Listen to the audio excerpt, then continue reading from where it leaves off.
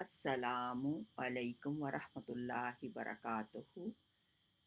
الحمدللہ رب العالمین، الصلاۃ والسلام علی رسولہ الکریم وعلی آلہ وصحابہ اجمعین، اما بعد، اعوذ باللہ من الشیطان الرجیم، بسم اللہ الرحمن الرحیم۔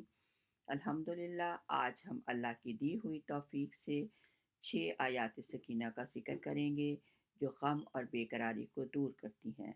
پہلی آیات سورۃ البقرہ کی 248 اور دوسری آیات سورہ توبہ آیت نمبر 26، تیسری آیات سورۃ توبہ آیت نمبر 40 اور چوتھی آیات سورۃ فتح آیت نمبر 4 اور پانچویں آیت سورۃ الفتح آیت نمبر 18 اور چھٹی آیت سورۃ الفتح کی آیت نمبر 26 ہے۔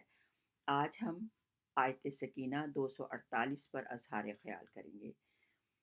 وَقَالَ لَهُمْ نَبِيُّهُمْ إِنَّ آيَاتَ مُلْكِهِ أَن يَأْتِيَكُمُ التَّابُوتُ فِيهِ سَكِينَةٌ مِّن رَّبِّكُمْ وَبَقِيَّةٌ مِّمَّا تَرَكَ آلُ مُوسَىٰ وَآلُ هَارُونَ تَحْمِلُهُ الْمَلَائِكَةُ إِنَّ فِي ذَلِكَ لَآيَاتًا لَكُمْ إِن كُنتُم مُّؤْمِنِينَ۔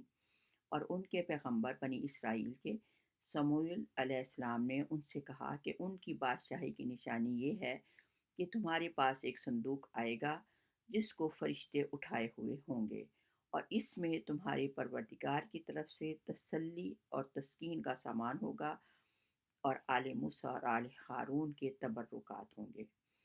یہ قصہ حضرت عیسیٰ علیہ السلام کی ولادت سے 1100 سال پہلے کا ہے۔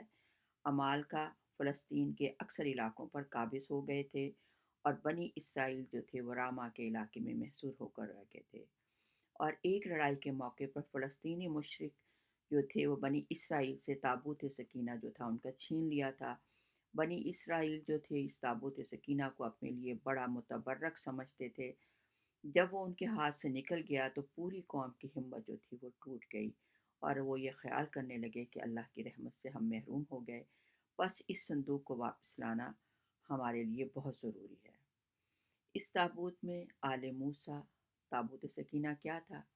اس میں آل موسیٰ اور آل ہارون کے تبرکات تھے، اور طور سینہ پر جو حضرت موسیٰ علیہ السلام کو تختیاں اللہ تعالیٰ نے عطا کی تھیں وہ نسخہ وہ بھی اس میں موجود تھا، اور اس کے علاوہ تورات کا وہ نسخہ بھی موجود تھا جو موسیٰ علیہ السلام نے خود لکھوا کر بنی لادی کے سپرد کیا تھا۔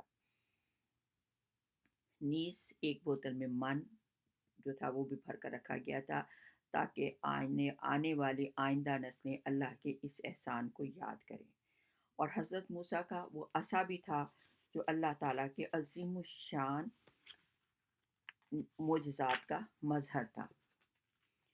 اب حضرت سمیل علیہ السلام جو تھے وہ ان کے نبی تھے، وہ بہت بوڑھے ہو چکے تھے، 85 سال کے تھے۔ بنی اسرائیل کے جو قوم کے سردار تھے انہوں نے کہا کہ آپ بوڑھے ہو چکے ہیں، یہاں تک کہ آپ کے بیٹے بھی آپ کا کہنا نہیں مانتے، آپ اللہ سے دعا کیجئے کہ وہ ہمیں ایک یعنی سپہ سالار جو ہے ہمارے لیے درخواست کریں جس کے جھنڈے کے تلے کھڑے ہو کر ہم جہاد کریں اور جنگ کا سارا نظام جو ہے وہ شخص سنبھال لے۔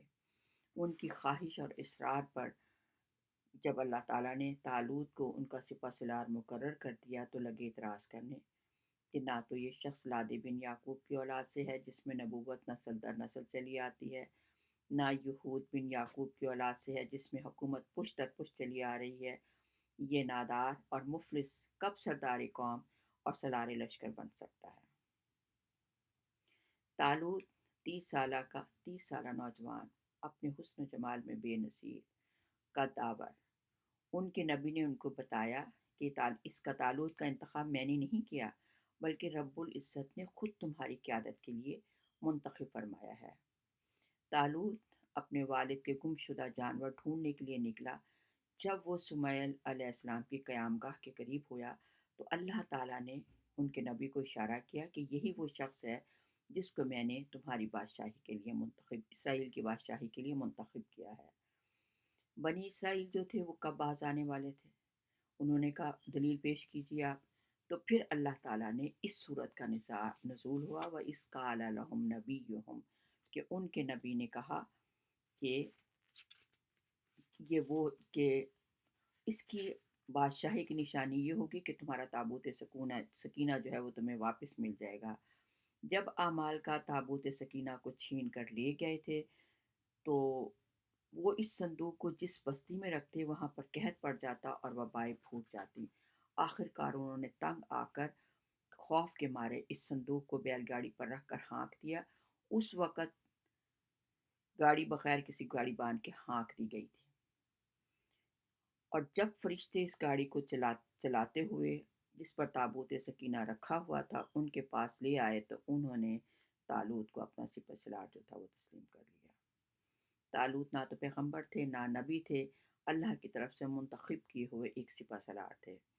غرض جب طالوت فوجیں لے کر روانہ ہوئے، جہاد کے لیے نکلے، تو طالوت نے ان سے کہا کہ اللہ رب العزت اپنی فوج سے کہا جو جہاد کے لیے نکلے تھے بنی اسرائیل کے سردار اور وہ سب، کہ اللہ میاں تمہیں ایک نہر سے آزمائے گا، یہ قرآن ہی کی آیت ہے، اور اس کہ جو شخص اس میں سے پانی پی لے گا اس کی نسبت تصور کیا جائے گا کہ وہ میرا نہیں ہے، اور جو پانی نہیں پیے گا وہ میرا ہوگا۔ ہاں اگر پیاس کی بہت شدت ہو تو چلو بھر پانی جو ہے وہ پی سکتے ہیں۔